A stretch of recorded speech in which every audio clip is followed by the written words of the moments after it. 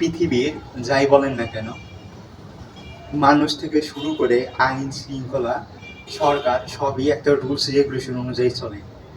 তো সব কিছুর একটা রুলস রেগুলেশন অবশ্যই আছে। আমি এখন যেটা বর্তমানে দেখাবো, যে আপনার বিল্ডিংয়ে উঠে নামাবে যেগুলো ধাপ বা সিঁড়ি বলে, সেই সিঁড়ি নির্মাণেরও কতটুকু হবে বা কত ধাপ হবে বা কত ধাপ পর্যন্ত হবে, সব কিছুই একটা রুলস রেগুলেশন অবশ্যই আছে।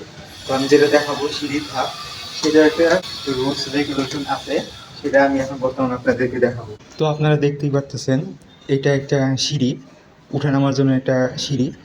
তো এইটারও একটা রুলস রেগুলেশন আছে।